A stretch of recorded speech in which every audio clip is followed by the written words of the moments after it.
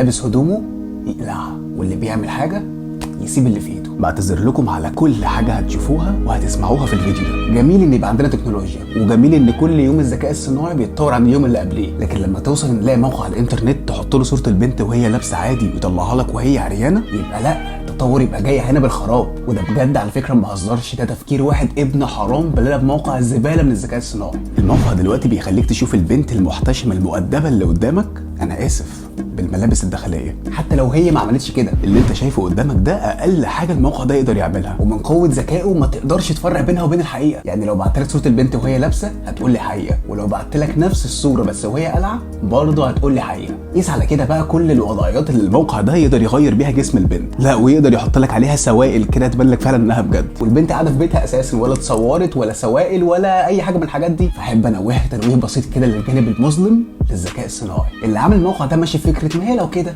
هتفضل كده، انما لو مش كده حرام علينا نسيبها كده. وطبعا الناس ما سكتتش، طلع بقى كده مجموعه من الناس عامله موقع تاني لحل المشاكل اللي من النوع ده بالذات. وفكره الموقع انك بتحطي له صورتك الاصليه وصورتك المتفبركه، ولما الموقع يتاكد فعلا ان تم التلاعب في صورك هيدخل بنفسه ويشيل الصوره اللي انت حطيتيها دي من على كل موقع على الانترنت. فاحنا نقول طيب دي حاجه كويسه، الناس بدات تتحرك، بس هو هيشيل الصور دي من على مواقع الانترنت مش من على السوشيال ميديا. يعني وارد جدا تلاقي صفحه مولى باسمك وعليها صورتك بالوضعيات اللي اتكلمنا عليها. هل ساعتها بقى هيبقى في سرعه في استجابه الانستجرام والفيسبوك ان في حد منتهي خصوصيتك ومنزل صور ليكي مش تمام، ولا هيتعاملوا معاها لانها شكوى عاديه زي الشكاوى اللي بتتبعت كل يوم وممكن يترد عليها في يوم من الايام او ما يتردش اصلا؟ طب لو هيبقى في سرعه استجابه، هل هيتعاملوا معاها بالحلول القديمه اللي كانوا بيقدموها، ولا هيبقى في حاجه جديده؟ يعني دلوقتي لما بتعمل لحد بلوك او ريبورت، الانستجرام بيخلي الشخص اللي عملت له بلوك ما يقدرش حتى يكلمك من اي اكونت فيك تاني مفتوح من على نفس الجهاز. كل اكونت الشخص ده عامله من تليفونه، لو افترضنا ان الاي بي ادرس بتاع موبايله 88، فكل اكونت مربوط باي بي 88 مش هيعرف يبعت لك اي حاجه ولا حتى هيلاقي الاكونت بتاعك اصلا. لكن مش هو ده اللي احنا محتاجينه، احنا محتاجين مواقع التواصل الاجتماعي باكملها تتبع خط سير الراجل ده من كل الاجهزه اللي معاه. يعني زي ما بيعرفوا انت فاتح الاكونت بتاعك من كام جهاز وايه هي الاجهزه دي وعناوينها ايه، يتعمل بلوك لكل الاجهزه دي من انها تستخدم السوشيال ميديا اصلا، وتتمنع منعا باتا انها حتى تعمل اكونت جديد. مش انهم بس يقفلوا الاكونت وشكرا على كده، هو هيروح يعمل واحد تاني. احنا حلنا ايه؟ وحتى لو مش هو ده السبب القاطع اللي هيقضي على الموضوع السوداء ده تماما، بس على الاقل هيقلله بنسبه كبيره. ولما الذكاء الصناعي اللي لسه سامعين عنه من قريب بقى بيعمل كده وبالسرعه دي، ومن كمان سنتين ثلاثه بيعمل ايه؟ والرقابه اللي على الانترنت نظامها ايه؟